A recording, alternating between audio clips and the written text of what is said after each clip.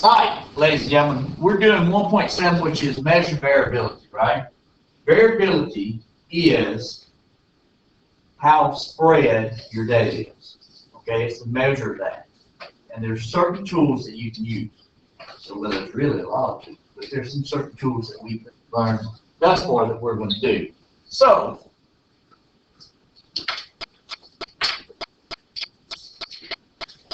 now, by the time we're done with this, we're going to be able to know what the range is and how to find it, right? But we've talked about that already. We're going to find and interpret the interquartile range. Well, we already did that yesterday, right? We did that yesterday with box plots. That's why I did 1.8 before 1.7. And then we're going to calculate and interpret the standard deviation. We're going to understand when to use the standard deviation and when not to use the standard deviation. Okay? You don't calculate it every time. There's a certain case or parameters in which it has to be for it to be used. Now, that's our goal. So first things first, if you look at these two dot plots, you should be able to see that their shapes are the same and that their centers are the same. So what I mean by that is, if you were to look at this, you can say that they're both normally or symmetrically distributed, right? Both of them. Their centers right there, boom. They're the same, right? So, but there's a distinct difference between the shapes, even though they are normally or symmetrically distributed. What's the obvious? Well, the top one, the data is spread out further, right? So if you think about it in terms of a bell shape, they call it sometimes a bell-shaped curve, right? Or normal distribution. The bell has a huge flange on it, right? Comes out, has a huge flange. That's distributed way out, okay? If you look at this one, see how the bottom one is not flanged out as much? Do you see that? Mm-hmm. So which one would have more variability and which one would have less variability? Would it be A or B? Which one would have the most variability? Huh? A. Why? It's spread out more, right? Variability means how's your data spread. That's really what you're looking at, right? You with me? Any questions? No, you're good? Okay.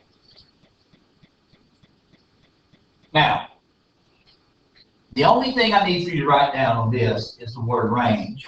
And then I need you to, so write down range, or you can just write down what's in the box, right? The range is the maximum minus the minimum, right? The maximum minus the minimum. Now, there's several ways to measure variability. The three most common are this: range, interquartile range, and standard deviation. The interquartile range is IQR, right? Okay, so you can do the range on every one of them. IQR when you do a box plot, which is based on the median, right? And the standard deviation can only be done when the center is the mean, okay? Normally distributed, right? Symmetrical, okay? Now, what you also have to understand is that the range is not resistant. What do I mean by not resistant? It can change based on outliers. It can change based off outliers, right? So outliers can have effect on the range. Who else can outliers have effect on? The mean, right? So you need to understand that. We look in here, we say the average, the range in this class of age. If I'm in it, guess what? It's a huge range, right? But if I'm out of the data set, what's the range? Maybe 2 or 3, right? As opposed to 4? Yep. I'm 18? Yeah. Geez, he's so nice. Why do I feel like I'm Never gonna mind, pay it's for like, that it's like comment? 40 or 50. Huh? It's like 40 or 50. Is it? The range would be 30. Yeah, yeah. Mostly I'm 30 years older. So you're 46. So, you've got to understand range, what could affect it. If you got a big range, what do you need to do? So one thing you need to do, pray. Like, Lord, help me understand this data.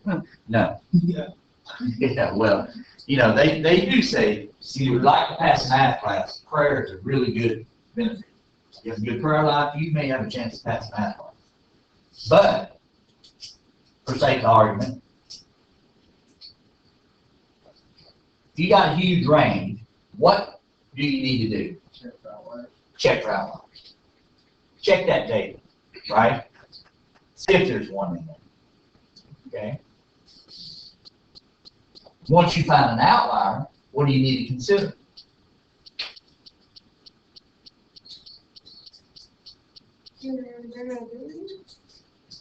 No, that's part of your variability, but if you find an outlier, you need to determine, is that outlier truly a point? Or is it an oops, or a false point, right? A false reading, right? So you've got to have some kind of clarity when it comes to your outlier. Now, any questions on that? Anybody? Pretty straightforward, right? Y'all copy down what I'm telling y'all to copy down? Yes. Yeah, I don't have one in here. So let's look at the next slide.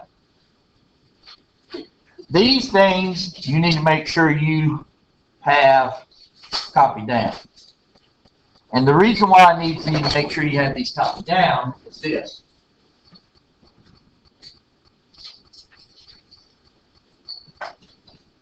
Well, wait. I'm a slide ahead of myself. I should have read it. We can avoid impact of extreme values on a measures of variability by focusing on the middle of the distribution. Order the data, right? Order it. But look what they're doing. They're basically just going through how to find the IQR, right? In order to find the IQR, what 3 things are needed? Q1, Q2, and Q what? 3. Yeah, you have to have Q2 to begin with, right? Why? That's the median. It's the median of the total data set, right? And your data has to be ordered sequentially in ascending order, right? So you've got to find Q2 to begin with, because that splits your data path to a lower half and an upper half, right? Then you can go find Q1 and Q3. So if you look at this, we're looking, this is what we did yesterday, right?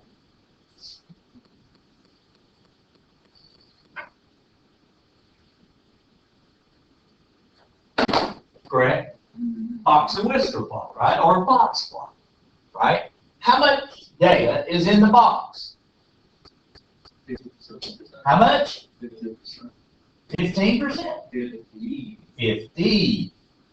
50% of data is in that box, right? How much is to the left right here? Right there, that's 25 there, 50 there. How much over here? Now, why is that important? Because it adds up to 100.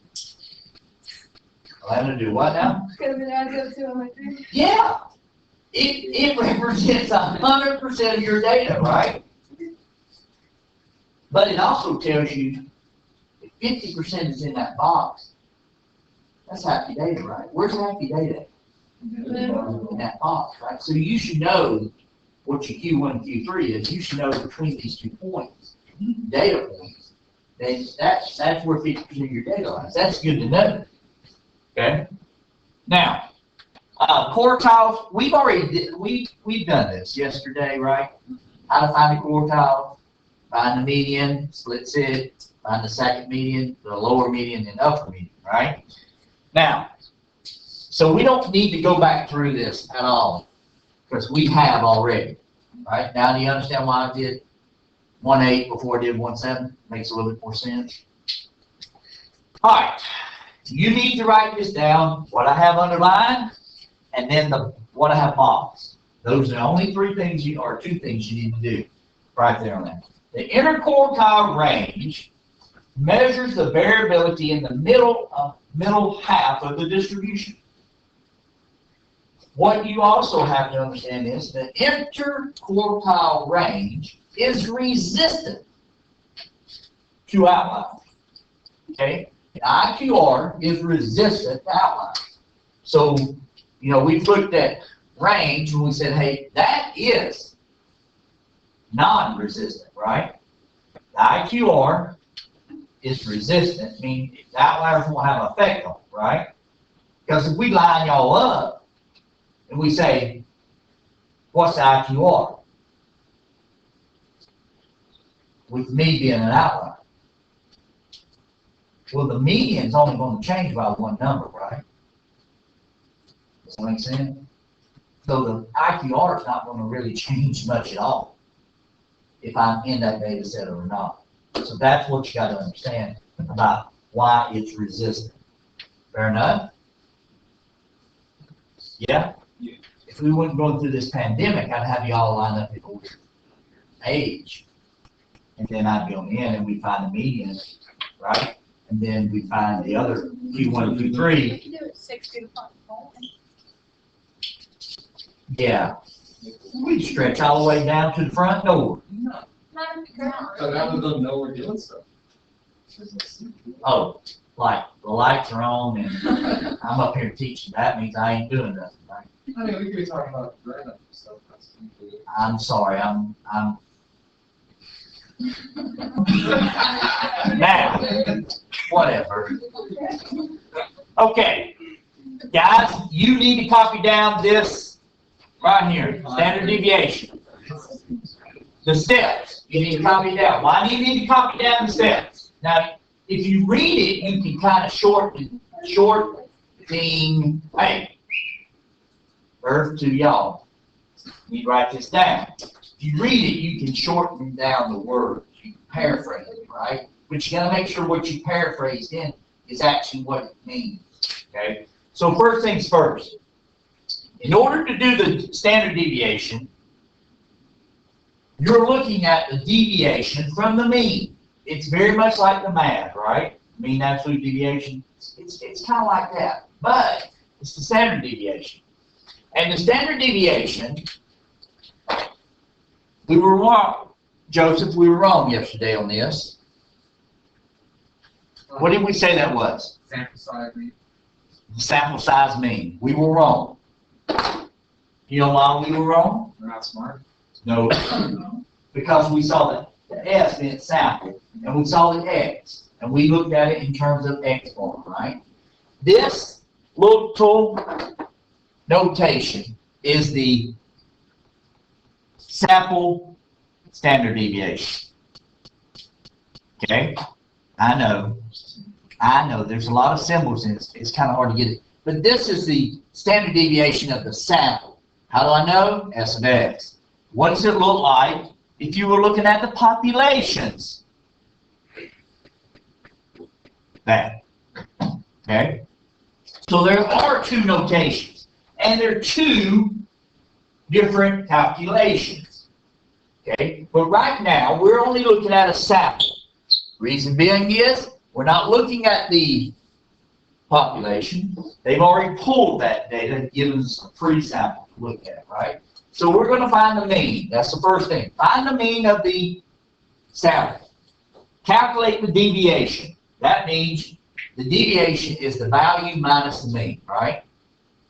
And then we're going to square each of the deviations. The reason why we're going to square the deviations is this. If we were to add them up, we would have positives and we would have negatives of the deviation.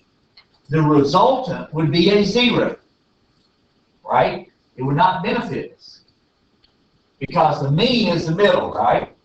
Which means your deviation from them should all cancel out to 0. Mathematically, that's what happens. So what we do is this. We square each one of those deviations so that we're looking at something that is positive. We can do something with it. Because if we just look at the deviation itself, the data minus the mean, right, the x bar, if we were to add those up, it would equal 0. So we really wouldn't get anywhere. So we got to do something mathematically that would allow us to analyze it. So what we do is we do step number 3, we square. Okay? Now,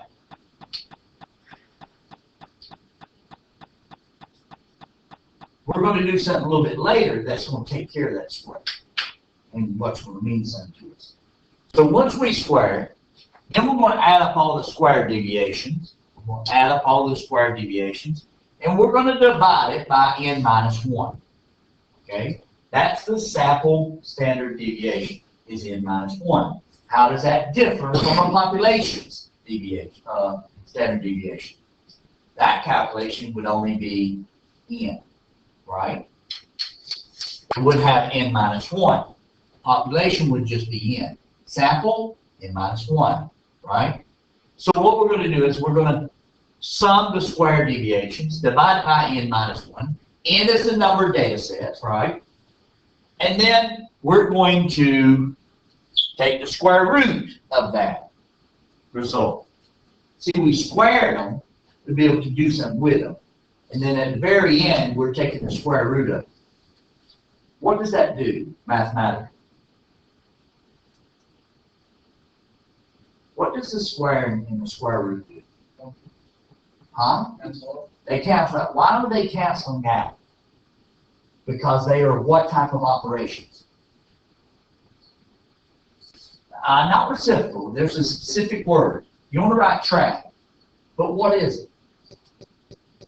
Starts with an I, ends with an S, and the inverse in it. So what is it?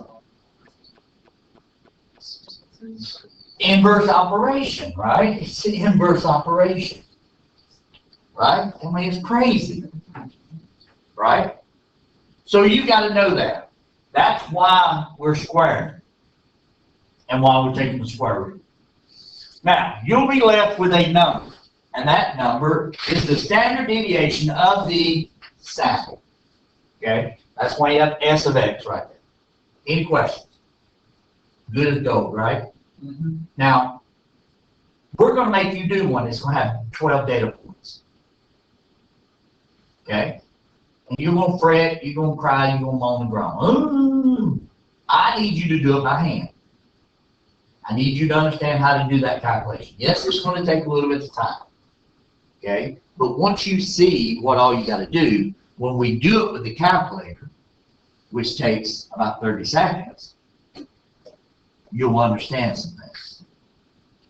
Okay? If I just show it to you, calculator, you're like, you really don't know what it is. Okay? Questions? Now, when can you do the standard deviation on a sample? When is that a viable option for measuring variability? Second. Anybody know? Anybody want to know? When you're trying to find out how good the sample size is, like you can truly use the sample size of the standard deviations above a certain amount, so it's useful because it's considered about the time. Maybe when we're looking at some different things. But let's go back a couple more steps. See, we talked about 3 things. We said we're going to measure variability using 3 tools. What was the first one that we named? It was the first calculation you have to have in your studies. What is it? From today. Huh? No. The range. we said we'd measure variability by the range, right? Okay? And we said that the range was non-resistant to outliers, right? Okay. We also said we measured the variability by who? The IQR, right? Which is resistant to outliers, right? Okay. So that's performed by medians, correct? Right? So when would your centers be a median? When would you use a median as a center? When it is what? Skewed left or skewed what? Thank you. Now you start to see the puzzles be put together, how things are building on one another, how this one ties in with the other one. So for the standard deviation of a sample, the only way we're going to use it is if the mean and the median are the same, which means that the distribution is symmetrical or normally distributed, okay? That's the only time we're going to use it. Fair enough? There you go. I've said a lot, like a ton of stuff. Not too sure that you grasp onto that nuggets of information, because that was powerful stuff. Confucius say, I want to chew on that for a little bit. Now, properties of standard deviation as measures of variability. The standard deviation of a sample is always greater than or equal to 0. If it's equal to 0, that means that all your numbers are, guess what? The same. They're the same. They're alike, right? The larger the standard deviation of a sample, the greater the variation for the mean of a distribution. That means your data is, guess what? Spread, right? We saw the two comparisons of the dot plots, right? Had the same center, had the same shape. But what about the distribution? The top one was what? Huge bell curve, right? Y'all remember that? Yeah, like right there, like huge variability on A, right? Because the standard deviation would be bigger than for B, right? Right? The bigger the standard deviation of the sample means the data, it's symmetrical, but the data is spread. Okay? How many of y'all remember if you live on a farm or whatnot, or if your grandparents live on a farm, normally they have got this big old bell up there, right? Call it dinner bell or whatnot. Huge. It's got this big old, yeah, y'all know what I'm talking about? Yeah. They used to ring it to bring you in from the field when you're doing stuff. So, huge bells means that you have a bigger number of your standard deviation. A small standard deviation of the sample would mean that your bell is smaller, right? Small flange on. Now, S of X is not resistant. Okay? We've talked about this. The standard deviation of a sample is not resistant. Why? Why is it not resistant? Outliers. It's not resistant to outliers. Why? Because it uses the mean, and the mean is not resistant to an outlier, right? An outlier has a huge impact on the mean, right? So if we're using mean in its calculation, then it follows suit, right? Yeah? Yay or nay? Good. Now, standard deviation of a sample measures variation about the mean. It should only be used when the mean is chosen as a measure of what? Yes. So if you don't have a normally distributed or symmetrical shape, you do not use the standard deviation. Okay? Y'all understand? You've got to understand when you would use this tool. Any questions about when you use this tool? Anybody? Okay, I hope so. If you copied this, are you done with it? Yeah? No. You got this already. I went over it, so I'm not gonna wait for you to copy. Now, that's 15 minutes worth of copy. You can go back to the notes and copy if you need, right? You have these notes, correct? Thank you. Now,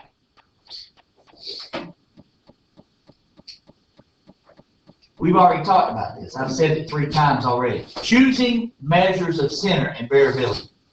The median and the IQ are usually better than the mean and the standard deviation for describing skewed distributions or distributions with an outlier. We said that, have we not? That's where you're going to hang your hat, right there. Okay? The other is you use the mean and the sample standard deviation only for roughly symmetric distributions. Normal or symmetric, right? We've said that. Now that's the 4th time. Yes? Good. Okay, so here's what we're going to do. Here's a data set right here. It's the amount of fat in grams in 12 different McDonald's beef sandwiches, right? Along with the dot plot. They've already calculated the mean for it. They say that the mean fat content for these sandwiches, the X bar, which means mean, is 22.833. So, I already have, sitting right over here, your table already calculated out for you. Okay? So what I need for you to do is I need for you to do this. I need you to see if you can do what I've done here and compare. Don't just copy it. I need you to do some calculations. So there's calculators there, you know, and go to 3 decimal places. Do you understand? Yeah? I've got it up here on the dry erase board for you to be able to utilize. Yeah? Okay, good. I need you to do it. There's your data points. If you set it up in the table, you'll have the first one column will be data. The second column will be the deviation, which means the data minus the mean. The third column would be the square deviation. And then, of course, you do calculation, right? And that's here. So I need you to kind of walk through that. So I'm going to give you about 8 minutes for you to do that. Go. Ladies and gentlemen, if you performed this correctly, you should have got a sample standard deviation of 9.064. Okay? Now, if you didn't, then you've done something wrong. Because what you would be doing is taking the square root of 82.152, which would give you that, right? Okay? So, I just needed you to be able to do it by hand, as crazy as that is. Now, let's go one more. This is how you do it in calculation. Now, the calculators are right over there in that cupboard. So you need to make sure you have, you need to make sure you have one of these calculators, right? These are magnetic. Okay? So you might want to get one if they're not one around. Get it. Don't use the white ones, the TI-30X, most of you know, use this. There, right there. So go get you one. Go get you a calculator. And then what I want you to do is we're going to walk you through this step. And we're going to get it. Then we're going to go lunch. So it's 11:55 right now. So we can do this within 30 seconds if everybody moves. Do it. Well, you got to get them moving. I'm moving. I'm already moving. Okay. I only want you to look at first thing. Because I want to walk this through together, okay? Like together. So you can see all together. All right? You can only do the first step, which is second, 0, and then number 2. And it should come up saying memory what? Clear, right? Hey, are you doing this on this calculator? Hello? Like, you're going to be lost, man. Moses in the desert, 40 years. Might want to get with us. Come on now. We're on AT. We're about to wipe those white stripes away. You're like, which way to go? All right. Ready? First thing, there's a second button on your calculator. It's blue, or light blue, or turquoise, or whatever you want to say it. It's blue. You're going to hit it, and then the next button you're going to hit 0. And it's gonna come up and say reset, and you're gonna hit number 2, because you're gonna say yes. And then it's gonna go, memory clear. Now this is why you wanna do this, because it wipes away all that junk that might be in your calculator, like in your list, which is where we're going, okay? Y'all with me? Now, I need you to hit the little data button. Where's the data button? It's on the second row, about third button over, right? For the right. Nope. There. That right there. Not that. Get them. Yes, you can, but I ain't teaching that. I'm teaching this. Data button. It's got DATA. No, I'm sorry. Yeah, it's got data on it, right? It says DATA. It's beside the pointer thing. Yeah, it's the second row, third over. Right? When you hit that, it comes up and it says L1, L2, and L3, right?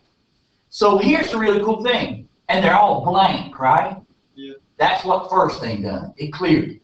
So what you're on is you're on L1. What I want you to do is I want you to put this data in.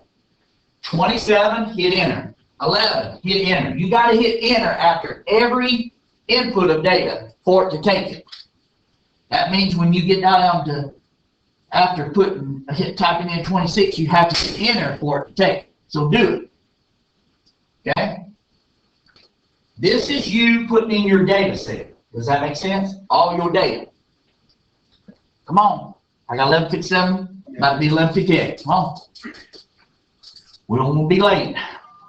All right. You got your data in there? How do you know that you've got all 12 data points? It says L12.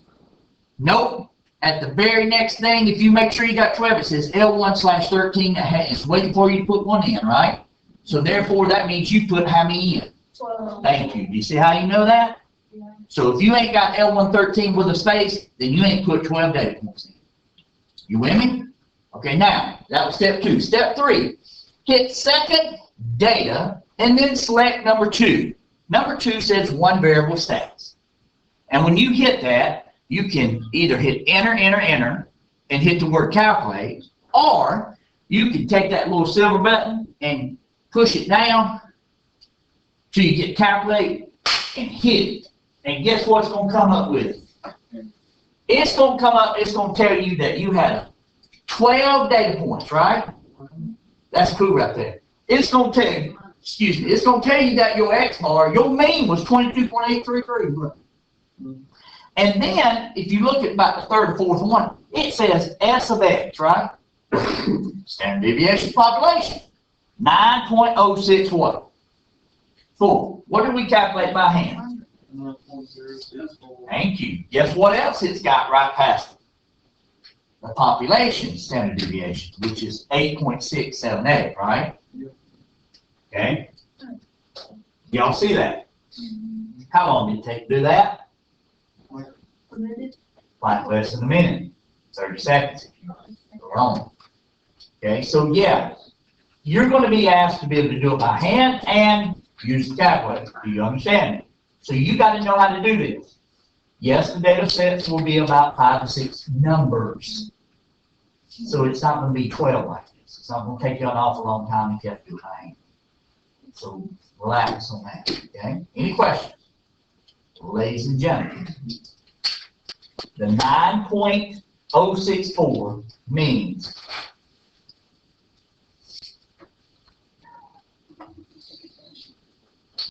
that is your standard deviation.